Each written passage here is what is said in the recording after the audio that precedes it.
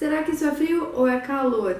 Não, eu não estou falando da previsão do tempo. Eu estou falando de situações que acontecem no seu estômago. Olha que coisa!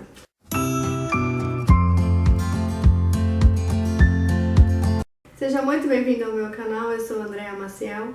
Esse é o espaço onde eu compartilho informações sobre dietoterapia chinesa. E no vídeo de hoje eu vou falar sobre frio e calor, que são duas condições que acometem muito a nossa saúde e realmente trazem vários danos, né?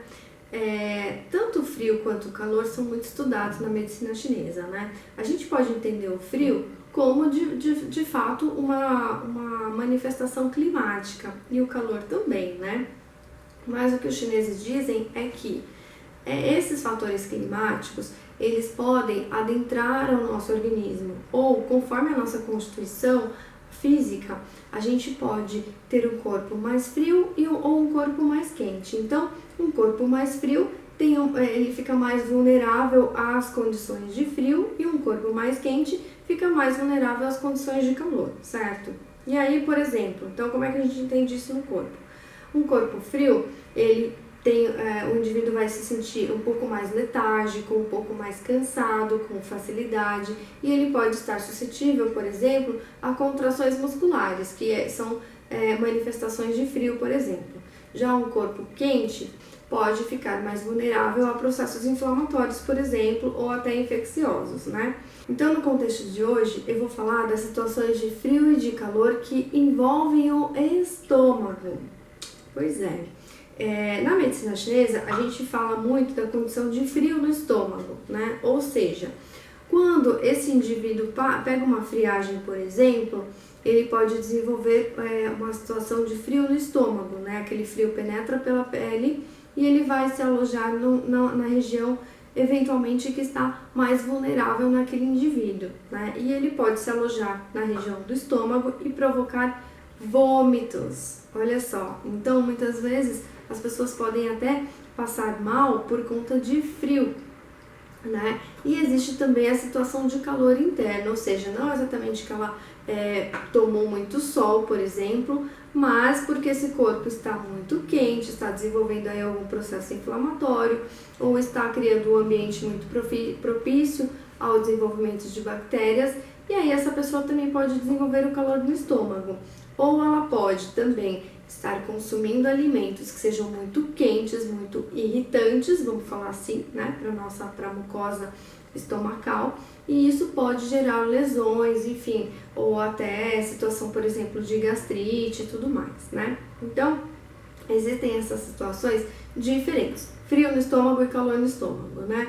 Há pouco tempo atrás, por exemplo, a minha irmã pegou uma grande friagem, minha irmã tem o corpo frio, e aí ela começou a dar vômitos, né? E aí, como é que a gente entende, então, e separa isso? Ela estava dando vômitos, ela tem o corpo frio, extremidades frias e estava com fezes amolecidas, por exemplo. Então, uma situação de grande frio. Não era um processo de intoxicação, por exemplo, porque ela não havia comido nada de muito diferente naqueles dias dentro da rotina, mas estava muito frio, a gente estava no inverno, ela não se agasalhou, e aí essa situação aconteceu em 1 ou 2 dias mais ou menos, ela não se estendeu, né?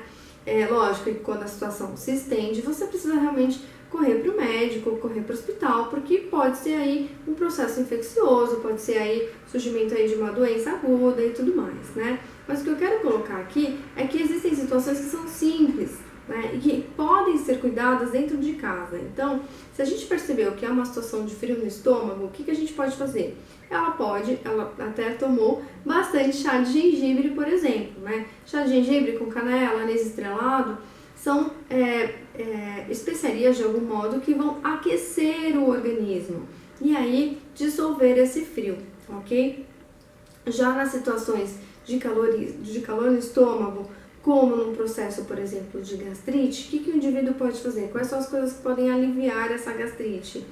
Chá de camomila, chá de hortelã, chá de dente de leão, por exemplo, que dispersa bastante o calor no estômago, vai melhorar a litose, vai melhorar o processo digestivo, vai melhorar a situação aí de refluxo ou até queimação, né?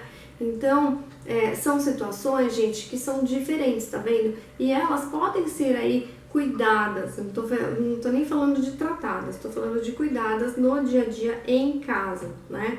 Lógico, se os sintomas persistirem, vocês podem procurar o seu acupunturista para lhes ajudar nessa história, né? Mas situação assim, corriqueira no dia a dia, você pode utilizar alimentos. E o que eu quero frisar, que é o olhar de fato da dietoterapia chinesa, é que, então, existem alimentos que aquecem o nosso corpo, como o gengibre e as especiarias, e existem alimentos que resfriam o nosso corpo, né? Como diversas plantas medicinais até, entende? Então, é essa diferença que a gente precisa aprender dentro da dietoterapia chinesa, porque isso é altamente útil para o nosso dia a dia. Olha que legal, gente, tá bom?